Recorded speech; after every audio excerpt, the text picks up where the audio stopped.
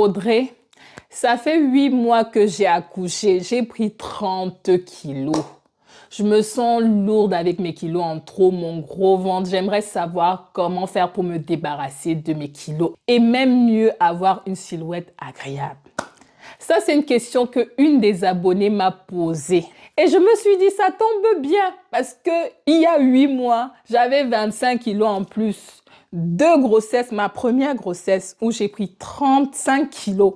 J'ai réussi à perdre tous ces kilos. Deuxième grossesse, j'ai pris 30 kilos. J'en ai perdu 25. Là, il me reste 5 kilos. Bon, il me reste 5 kilos, mais j'ai perdu 25. Donc, il y a 8 mois, en début d'année, là, j'avais 25 kilos en plus. Si toi aussi, ce sont des problématiques que tu rencontres, maman, tu as accouché et les kilos là ne veulent pas partir. Tu es au bon endroit car je vais te montrer en 6 étapes ce que tu dois faire. Et tu viendras me dire, comme j'ai dit, moi je veux bien vieillir. Oh. Moi je vais bien vieillir. On lance le générique.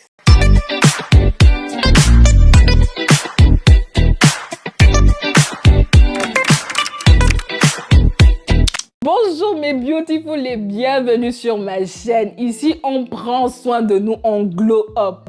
Moi, ma devise, c'est qu'on va bien vieillir les filles, on va bien vieillir. Sur ma chaîne, je vous apporte des astuces pour prendre soin de vous, pour prendre soin de votre santé, pour prendre soin de votre peau. Bref, un certain nombre de choses qu'on a tendance à négliger, mais qui comptent essentiellement dans notre vie. Alors, si ce sont des thématiques qui te plaisent, n'hésite pas à t'abonner. Active la cloche des notifications. Pour la vidéo d'aujourd'hui, on va parler des kilos de grossesse. Oui, c'est un problème que beaucoup de mamans rencontrent. Les kilos là, et le bébé qui veut manger à 2 heures du matin, et la grossesse la nuit, l'enfant veut manger le coquille chaud. Et je vais vous donner quelques petites astuces comme ça. Notez, hein. Vous prenez point par point, vous notez. Et tu me fais l'effort d'appliquer ce que tu notes pour avoir des résultats. Alors, j'ai divisé ça en 6 points. Le 5e point est l'un des éléments clés de cette vidéo parce que si tu arrives à le dompter, ce point-là, les autres vont en découler. Premier point, l'équilibre alimentaire. Oui, je viens dessus parce que ça, c'est un point essentiel. Moi, pendant mes grossesses, c'est la seule période où je m'écoute. Je m'écoute, c'est-à-dire qu'aucune frustration, je mange à ma faim et ce qui me vient en tête. Et je suppose que si tu en es là, c'est que on fait un peu partie de la même team. C'est-à-dire que si tu as faim à 2 heures du matin, tu vas manger à 2 heures du matin. Si tu as envie de manger sucré, on va dire que oh, le bébé, s'il est trop sucré, il veut seulement les biscuits, il veut seulement les gâteaux, il veut seulement les choses, les friandises. Donc, ça fait qu'on se laisse un peu aller et on a tendance à se dire qu'on mange pour 2.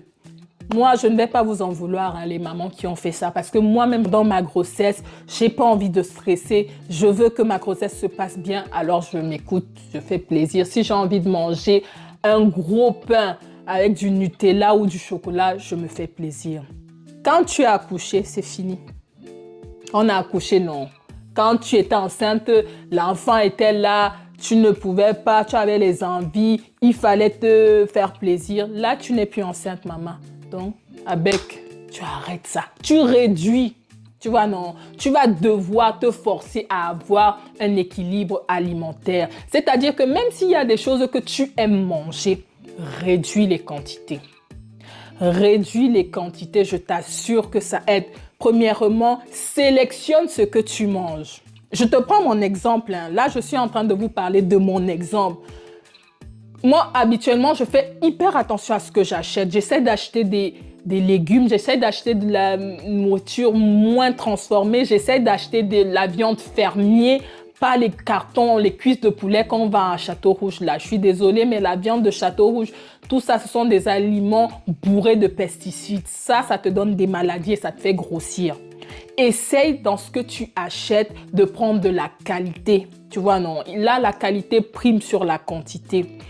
Ça va t'aider, pourquoi? Parce que si tu achètes de bons produits, tu n'auras que ça à la maison. Non seulement tu n'auras que ça à la maison, donc ça va t'obliger à consommer ce que tu as à la maison. Tu vois ce que je veux dire?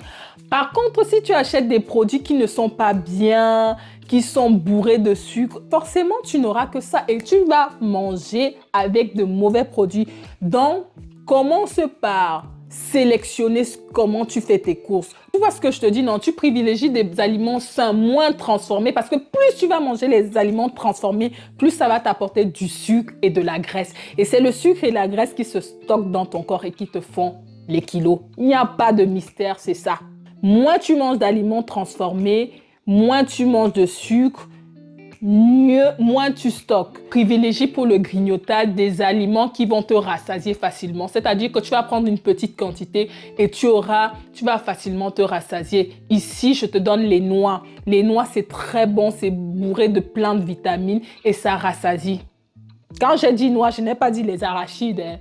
Parce que nous, on a toujours tendance à entendre ce qu'on veut. Quand on dit grignoter les noix, c'est parce que les noix ont des nutriments. Par exemple, les arachides, ce qu'on consomme beaucoup dans notre communauté, c'est gras. Il faut laisser le genre de grignotage là, tu vois, non. Quand tu grignotes quelque chose qui va t'apporter. Moi, aujourd'hui, hein, je ne grignote plus, je ne mange plus pour rien. Moi, quand je mange, je tape même sur Internet ce que ça m'apporte. Donc, en mangeant là, même si c'est pas trop bon, je dis que c'est ça que je suis en train d'apporter dans mon corps. Fais comme ça, je t'assure, tu vas voir, ça va te motiver.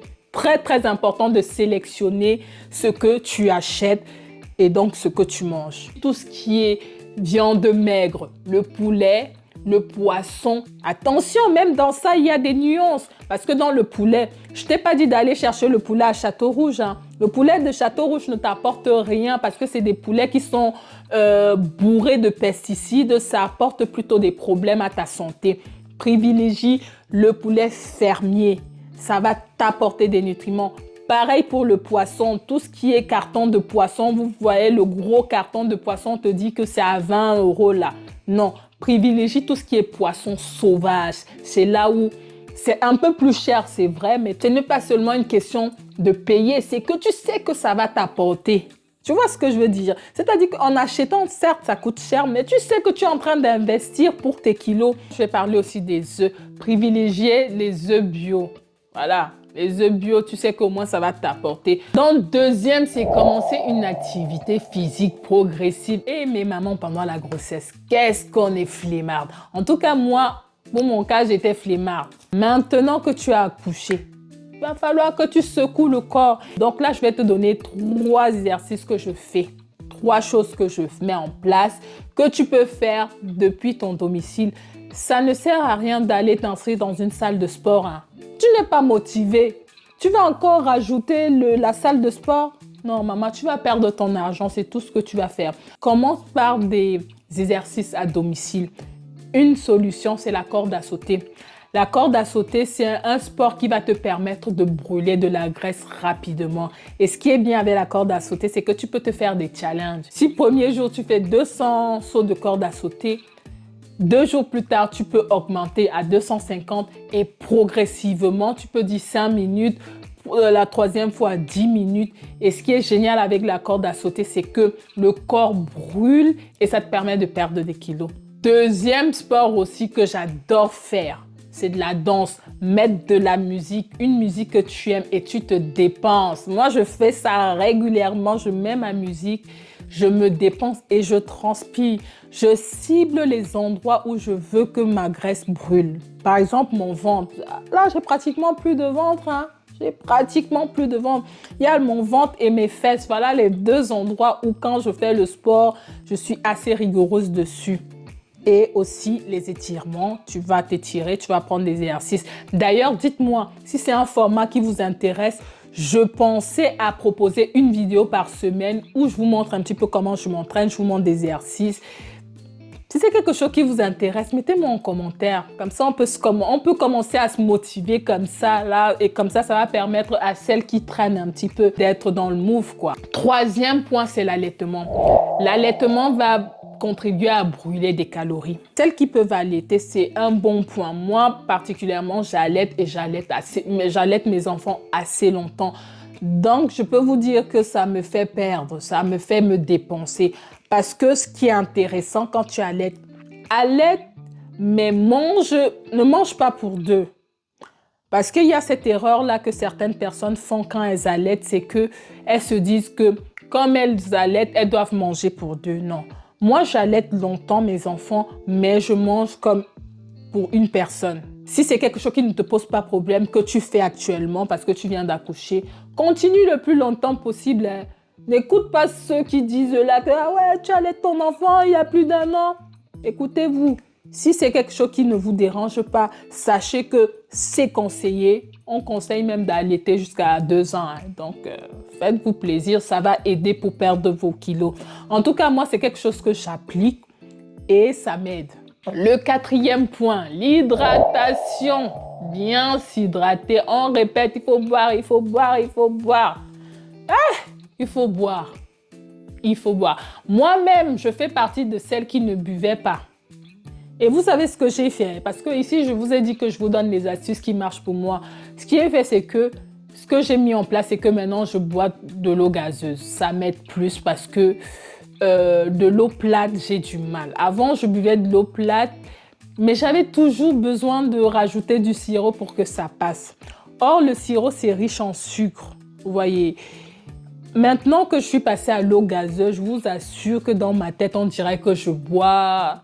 On dirait que je bois une boisson que je ne devrais pas boire. On dirait un soda. Je vous jure, quand je bois mon eau gazeuse, là, je me sens bien. On dirait que je bois un vrai jus.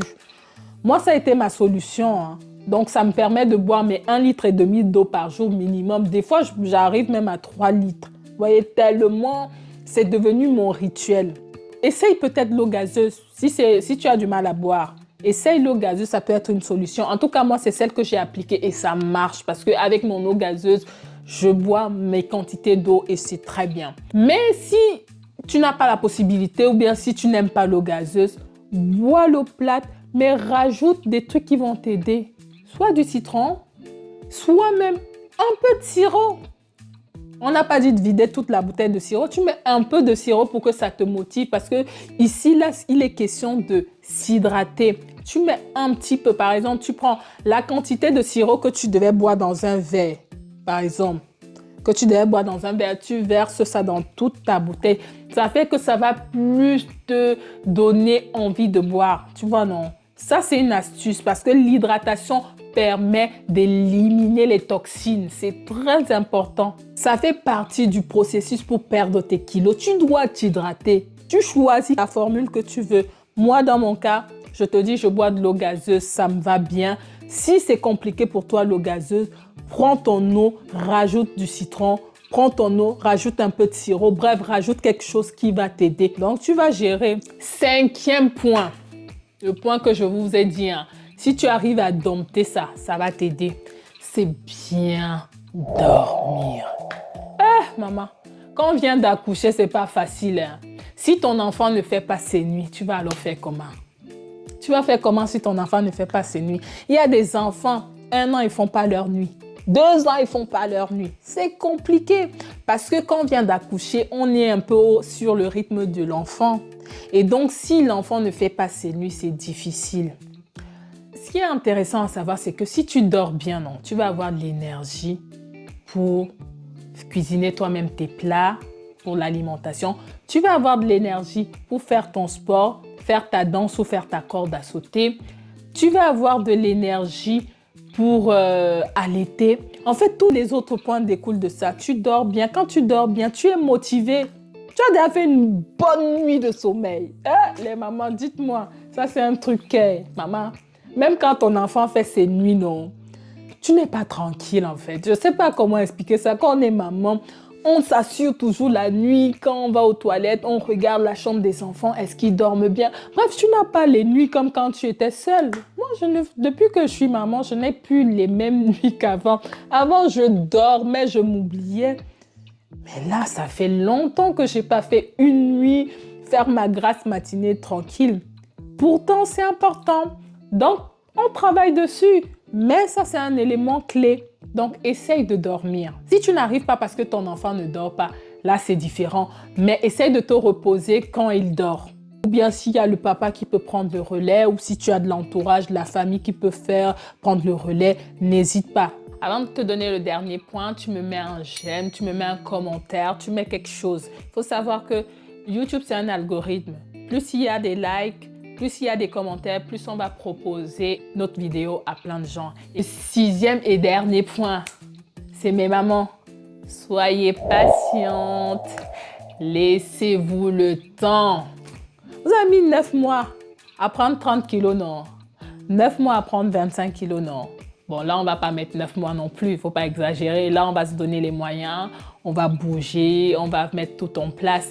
Donnez-vous un peu de temps. Soyez patiente. Les résultats vont suivre si vous faites tout ce que je vous ai dit là.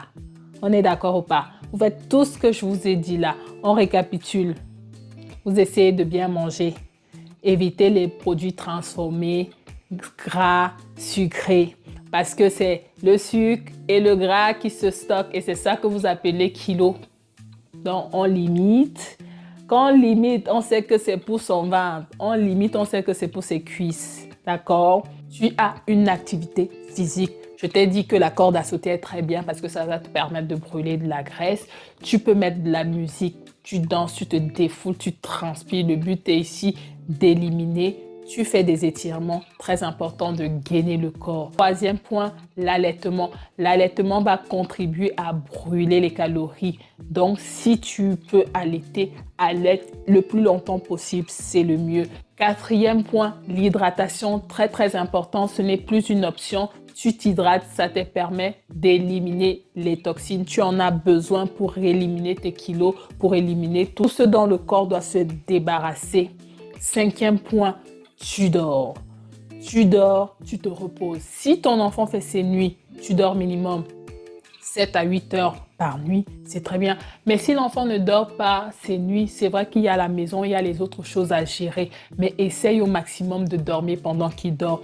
Fais-toi aider, fais-toi accompagner. Le but ici, c'est de te reposer pour que tu aies assez d'énergie pour faire les autres choses à faire. Et pour terminer, ne sois pas trop dur avec toi-même. Tu te laisses du temps et tu auras les résultats. Mets-moi en commentaire ce que tu en penses.